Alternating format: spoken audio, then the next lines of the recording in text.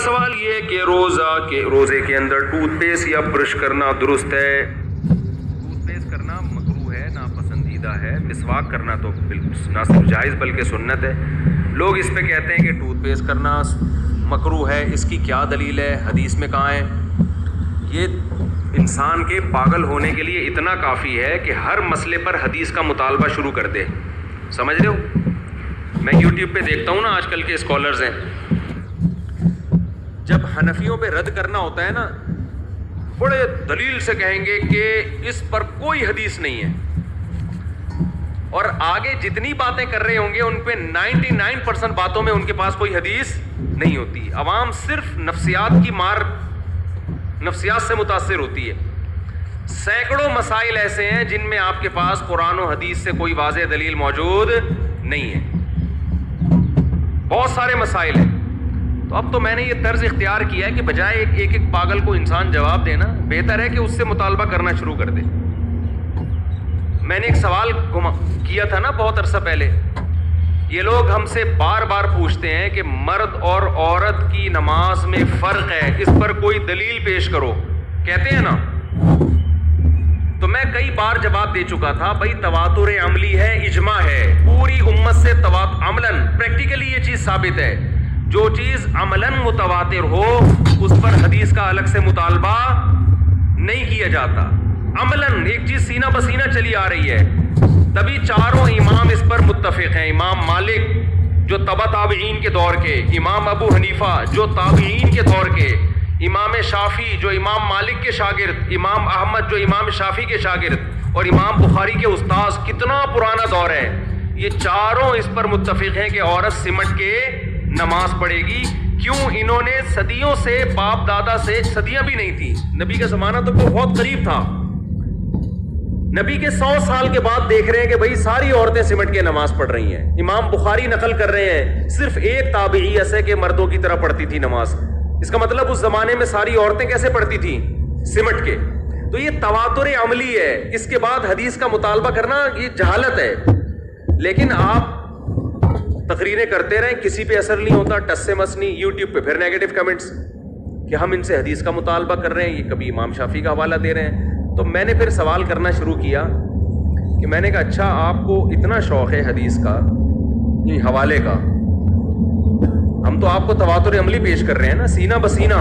یہ تواتر عملی جو ہے نا، یہ قولی حدیث سے زیادہ اسٹرانگ ہے. اس کی ویلیو شریعت میں زیادہ ہے، کیونکہ قرآن کا قرآن ہونا بھی اسی اجماع سے ثابت ہے. اجماع بہت بڑی دلیل ہوتی ہے، تو لوگ نہیں مان رہے. تو اب ہم نے پھر یہ مطالبہ کرنا شروع کیا، اچھا آپ بھی کچھ مسائل ایسے ہیں جن میں آپ کے پاس کوئی حدیث نہیں ہے سوائے تواتر عملی کی. مثال کے طور پر عورت صفا اور مروہ میں دوڑے گی نہیں بلکہ چلے گی. آپ کیوں یہ فتویٰ دیتے ہیں کہ چلے گی دوڑے گی نہیں؟ حالانکہ جس نبی نے یہ فرمایا کہ ایسے نماز پڑھو جیسے میں پڑھتا ہوں، اسی نبی نے یہ بھی تو فرمایا جیسے میں حج کیا کرتا ہوں ایسے حج کرو. خذوا عنی مناسککم، جیسے میں نے حج کیا ویسے کرو. تو نبی نے جب حج کیا ہے، آپ صفا مروہ پہ دوڑے ہیں، چلے نہیں ہیں، تو آپ لیڈیز کو یہ کیوں نہیں کہتے کہ نبی تمہارے لیے بھی نبی ہیں؟ جب وہ دوڑے ہیں تو تم کیوں نہیں دوڑتی؟ نہیں، یہی بات میرا خیال ہے. یہ سوال میں گھما رہا ہوں، کسی کے پاس اس کا جواب نہیں ہے. بس وہی گھما کے نا جاہلوں کی طرح انہی اعتراضات کو گھماتے ہیں. پھر ہمیں کہتے ہیں کہ آپ لوگ اختلافی مسائل میں شدت کرتے ہو. ہم تھوڑی شدت کرتے ہیں اختلافی مسائل میں. آپ یہ کہہ دیتے ہماری رائے یہ کہ عورتیں مردوں کی طرح نماز پڑھیں گی. بس یہ نہ کہو کہ حنفی جو کرتے ہیں وہ امام ابو حنیفہ کے پیچھے چلتے ہیں، اور یہ دیوبندی علماء اور یہ بریلوی علماء اور یہ بر صغیر کے یہ اپنی چورن بیچ رہے ہیں، اپنی دکانیں بیچ رہے ہیں. تو تمیز تو آپ کے پاس نہیں ہے. آپ اپنی رائے پیش کر دو، آپ دوسرے پہ طنز کیوں کرتے ہو؟ لیکن آپ جتنے اختلافی مسائل آپ یوٹیوب پہ نظر آئیں گے، اپنی رائے پیش کرنے میں اتنا ٹائم نہیں لگے گا جتنا دوسرے میں طنز کرنے میں لگ رہا ہوگا. اور کمال کی بات یہ کہ یہ طنز کرتے ہوئے، خوب سنو یہ میں کیا کہہ رہا ہوں، طنز کرتے ہوئے دیوبندیوں کو ہائی لائٹ کرتے ہیں. دیوبندی ایسے، حالانکہ ہائی لائٹ کرو امام ابو حنیفہ کو، امام شافعی کو، امام احمد کو، امام مالک کو، کہ انہوں نے قرآن و حدیث کے خلاف فتویٰ دیا ہے کہ عورت سمٹ کے نماز پڑھے گی. ان پہ کیچڑ نہیں اچھالتے، سارا نزلہ کس پہ گراتے ہیں؟ دیوبندیوں کا نام لیتے ہیں. اس کا مطلب تمہیں ٹھڑک دیوبندیوں سے ہے, ورنہ اختلاف تو امام ابو حنیفہ نے کیا, امام شافعی نے, امام مالک نے, امام احمد نے کیا ہے. انہوں نے کہا کہ عورت سمٹ کے نماز پڑھے گی, ان کو کیوں نہیں کہتے قرآن حدیث کے خلاف فتویٰ دے رہے ہو؟ اس سے پتہ چلتا ہے کہ ان کا مقصد حق کا پرچار نہیں ہے, اپنے چورن بیچنے ہیں, اپنی دکانیں چلانا ہے. المحنت علی المفنت کے عقیدوں کو کہتے ہیں دیوبندیوں کے عقیدے, حالانکہ المحنت میں جتنے عقیدے لکھے ہوئے دیوبندیوں کے نہیں ہیں. صدیوں سے اسلاف سے متواتر یہ عقیدے نقل ہوتے چلے آ رہے ہیں. تو آپ ان اسلاف کا نام لے کے کہو نا یہ ان کے عقیدے خراب تھے, ان پہ طنز نہیں کرتے. نام کس کا لیا جاتا ہے؟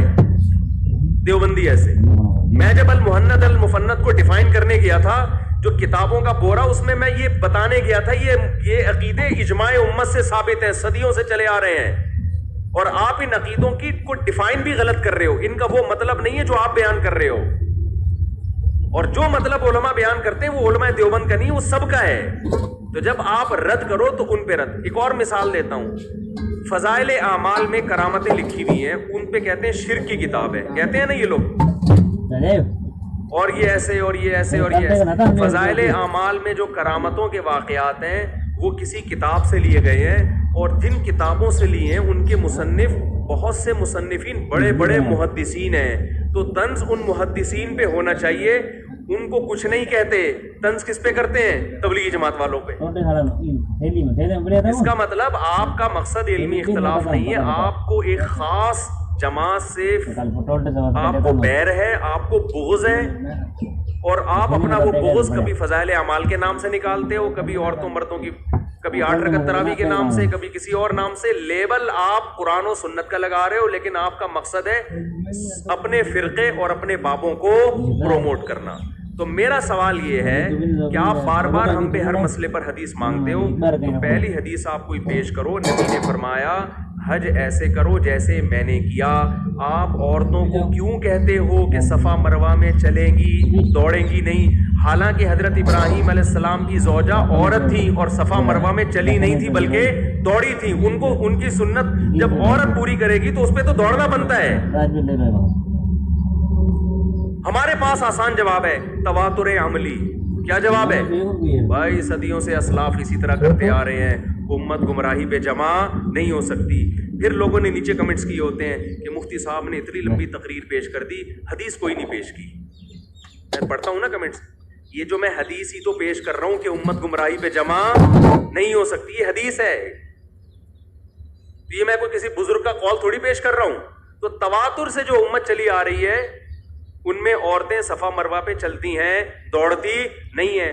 آج کوئی فلاسفر نئی صدی میں اٹھ کے یہ کہہ سکتا ہے, فتویٰ دے سکتا ہے, چاہے عرب میں ہو, چاہے عجم میں ہو, چاہے سلفی ہو, چاہے دیوبندی ہو, چاہے بریلوی ہو, کوئی بھی اٹھ کے فتویٰ دے دے عورتیں دوڑیں گی. تو ہو سکتا ہے کچھ عورتیں دوڑنا شروع کر دیں. پھر ہم کہیں گے اس پر اجماع ہے کہ عورتیں نہیں دوڑیں گی. تو وہ جواب میں کہے اجماع کہاں ہے, کچھ عورتیں دوڑ رہی ہیں. تو ہم جواب کیا کہیں گے؟ یہ اب شروع ہوئی ہیں, پہلے نہیں تھی. جب ایک دفعہ اجماع قائم ہو جائے اس کی مخالفت جائز نہیں ہوتی. سمجھتے ہو؟ اسی طرح عورت لبیک آہستہ کہے گی حج میں, اونچی آواز سے نہیں کہے گی. نبی کا کوئی قول اس بارے میں ہمارے پاس موجود نہیں ہے. نبی نے زور سے لبیک کہا ہے, لیکن پھر بھی عورت کیسے لبیک کہے گی؟ آہستہ. کیوں؟ تواتر بولو عملی. تو اسی طرح یاد رکھو یہ جو 20 رکعت تراویح ہے یہ بھی تواتر عملی ہے. صدیوں تک پوری امت, صدیوں تک, 2-4 دن نہیں, صدیوں تک پوری امت اس پر جمع رہی ہے کہ 20 رکعت سے 1 رکعت بھی کم نہیں ہے. حرمین میں بھی لوگ سعودی عرب کی مثالیں دیتے ہیں نا کہ سعودی عرب میں ہر جگہ 8 ہوتی ہیں. اب ہوتی ہیں, پہلے نہیں ہوتی تھیں. وہاں کے اسکالرز نے چینج کیا اس کو. 150 سال 200 سال پرانا سعودی عرب اٹھا کے دیکھو, اپنے باپ داداؤں سے پوچھو, کہیں گے کہیں بھی 8 نہیں ہوتی تھی, نہ 10 ہوتی تھی, 20 ہوتی تھی, پوری دنیا میں ہوتی تھی. اب اگر سعودی عرب کوئی چینجنگ کر رہا ہے, ان کا اپنا مسئلہ ہے, ہم اس چینجنگ کو قبول نہیں کریں گے. پوری دنیا میں عورتیں سمٹ کے نماز پڑھا کرتی تھی. اب اگر کچھ اسکالرز آ گئے, انہوں نے کہا کہ نہیں بھائی اس پہ کوئی دلیل نہیں ہے, بھائی اجماع امت سب سے بڑی دلیل ہے. اب کوئی اسکالر آ کے اگر یہ فتویٰ دے دے کہ لبیک اونچی آواز سے کہنا ہے عورتوں نے بھی, ہم اس کے فتوے کو ایکسیپٹ نہیں کریں گے. وہ کہے حدیث دکھاؤ, ہم کہیں گے بھائی حدیث نہ آپ کے پاس ہے نہ ہمارے پاس ہے. یہ کیا ہے؟ عملاً تواتر ہے. ایسے ایک نہیں دو نہیں درجنوں مسائل ہیں جو صدیوں سے متواتر چلے آ رہے ہیں, ان پہ حدیث کا مطالبہ کرنا جہالت ہے. تو اب بعض علماء نے یہ لکھا کہ روزے میں ٹوتھ پیسٹ کا استعمال مکروہ ہے. نیچے لوگ کمنٹس کر رہے ہوتے ہیں, مذاق اڑا رہے ہوتے ہیں, کوئی دلیل نہیں ہے. حدیث میں تو مسواک کا بہت زیادہ تذکرہ ملتا ہے, کہاں لکھا ہوا ہے؟ تو ٹوتھ پیسٹ نبی کے دور میں تھا ہی نہیں, تو حدیث میں ملے گا کہاں سے کہ ٹوتھ پیسٹ کرنا مکروہ ہے؟ تو علماء استدلال کرتے ہیں, اخذ کرتے ہیں, اجتہاد کرتے ہیں. علماء نے اجتہاد کیا کہ حدیث میں روزے کی حالت میں غرارے کرنے سے منع کیا ہے. حالانکہ غرارہ کرنے سے روزہ ٹوٹتا نہیں ہے. منع کیوں کیا؟ خطرہ ہوتا ہے کہ پانی چلا جائے. اس سے پتہ چلتا ہے روزے میں ایسا کام کرنا جس سے خطرہ ہو جائے کہ روزہ ٹوٹ سکتا ہے, وہ کام روزے میں ناپسندیدہ اور مکروہ ہے. تو مسواک سے روزہ ٹوٹنے کا خطرہ نہیں ہوتا. ٹوتھ پیسٹ کا جھاگ بنتا ہے, اس میں امکان ہوتا ہے کہ وہ آپ کے حلق میں چلا جائے. اس امکان کی وجہ سے علماء نے کہا کہ ٹوتھ پیسٹ کرنا روزے میں کیا ہے؟ مکروہ ہے. اب اس پہ بخاری مسلم کا مطالبہ کرنا یہ آپ کے پاگل ہونے کی دلیل ہے. سمجھ رہے ہو؟ یہ اس کی علامت ہے کہ پاگل ہو گیا. ایک یوٹیوبر ہے, وہ ان کا کام ہے سلفیوں کو ڈیفائن کرنا. ایک یوٹیوبر ہیں, نئے آئے ہیں, چھوٹی چھوٹی داڑھی ہے ان کی. بن باز رحمہ اللہ نے یہ فرمایا, شیخ صالح العثیمین رحمہ اللہ نے یہ فرمایا, پھر ہر سعودی عالم کو ڈیفائن. میں بھی مانتا ہوں بن باز رحمہ اللہ بڑے بزرگ تھے, ہمارے لیے قابل احترام. شیخ صالح العثیمین بھی. یہ ہمیں کہتے ہیں کہ قرآن و سنت چھوڑ کے بزرگوں کے نام لیتے رہتے ہو. یہی کوئی دیوبندی کر رہا ہوتا نا, مورشلوی تھانوی رحمۃ اللہ نے یہ فرمایا, تو حاجی امداد اللہ مہاجر رحمۃ اللہ نے فرمایا, تو فوراً کیا کہتے ہیں یہ لوگ شخصیت پرست ہیں. لیکن خود صبح و شام بن باز نے یہ فرمایا, العثیمین نے یہ فرمایا, بن باز نے یہ فرمایا, العثیمین نے یہ فرمایا, ان کا یہ فتویٰ ہے. یہ کام جب آپ کا, میری نظر میں تو کسی بھی عالم کا نام احترام سے لیں, اس کا قول نقل کر دیں, کوئی غلط بات نہیں ہے. لیکن دوسرا کر رہا ہوگا تو شخصیت پرست ہے. خود صبح سے شام کیا کر رہے ہوتے ہیں؟ مجھے اس کے چینل دیکھ کے ایسا لگا کہ یہ صاحب قرآن و سنت سے زیادہ ان کا کام ہے علماء سعودیہ کو ڈیفائن کرنا, ان کا دفاع کرنا. اور کمال کی بات ہے, علماء سعودیہ کا جو فتویٰ ان کے خلاف ہو اس میں کبھی ان پہ طنز کرنے میں وہ لب و لہجہ اختیار نہیں کرتے جو بر صغیر کے علماء کے خلاف لب و لہجہ اختیار کرتے. یعنی اگر یہاں ہندوستان کے کسی عالم نے فتویٰ دیا ہو جو ان کی رائے کے خلاف ہو تو فوراً طنزیہ لب و لہجہ ہوگا کہ ان کو کیا پتہ قرآن و حدیث کا. لیکن سعودی عالم نے فتویٰ دیا جو ان کی رائے کے خلاف ہے تو انتہائی احترام کے ساتھ کہ علماء کا رائے میں اختلاف ہوتا ہے. یہ ایک رائے ہے, ایک دوسری بھی رائے ہے. تو ان کے اپنے لیے اصول کچھ اور ہیں, دوسروں کے لیے اصول کچھ اور ہیں. تو یہ قرآن و سنت کا لیبل ہے میرے بھائی, ملتے جلتے ناموں سے دھوکہ نہ کھائیں. سمجھتے ہو؟ میں آپ کو دیوبندیت کی دعوت نہیں دے رہا, میں آپ کو بریلویت یا اہل حدیثیت کی دعوت نہیں دے رہا, میں آپ کو قرآن و سنت کی طرف بلاتا ہوں. لیکن وہ قرآن و سنت جو مجتہدین نے سمجھا ہے, جو دیوبندیوں نے سمجھا ہے, قطعاً نہیں. نا جو کس نے سمجھا ہے؟ مجتہدین نے. ابو حنیفہ نے, امام شافعی نے, امام احمد نے, امام مالک نے. یہ وہ مجتہدین ہیں جن کو پوری امت نے فالو کیا ہے. اور آج جو مارکیٹ میں نئے مجتہدین آ رہے ہیں وہ لیبل قرآن و سنت کا لگائیں گے, لیکن آپ کو قرآن و سنت کے نام پہ قرآن و سنت سے ہٹا دیں گے اور فرقواریت کی آگ میں دھکیل دیں گے. آپ کو لیبل لگائیں گے ہم فرقوں سے جان چھڑا رہے ہیں, لیکن اللہ کی قسم ایسی فرقواریت کی آگ میں دھکیلیں گے آپ کی نمازوں کا خشوع ختم ہو جائے گا, آپ کی تلاوت میں جان ختم ہو جائے گی. آپ ایسی آگ میں جھلسو گے نا کہ ہر وقت کیڑے نکالتے رہو گے, یہ غلط, وہ غلط, وہ بھی غلط, وہ بھی غلط. اس کے علاوہ آپ کا کوئی کام نہیں بچے گا. جو ان میں گئے ہیں ان کے پاس ان کا حالت تو جا کے دیکھیں نا, ان کا سارا دن یہی کام ہے. تو اس لیے بات کہاں سے لمبی ہو گئی, کیا شروع کی تھی, کہاں چلی گئی بات. تو یہ چونکہ ٹوتھ پیسٹ پہ بھی اعتراضات کرتے ہیں نا کہ مسواک کا تو ذائقہ اگر نہ چاہتے ہوئے حلق میں چلا بھی جائے تو روزہ نہیں ٹوٹتا. مسواک تو ایسی چیز ہے. مسواک کے بارے میں فقہا کہتے ہیں کہ اگر آپ مسواک کر رہے تھے, غلطی سے حلق میں چلا گیا اس کا ذائقہ, جان کر نہ لے کے جائیں کہ روزے میں مسواک ہی کھانا شروع کر دیا آپ نے, چلو یار اور تو کچھ نہیں, تو اسی سے انجوائے کرو. اگر غلطی سے چلا بھی جائے تو فقہا کہتے ہیں چونکہ سنت ہے روزہ نہیں ٹوٹے گا اس سے. سمجھتے ہیں؟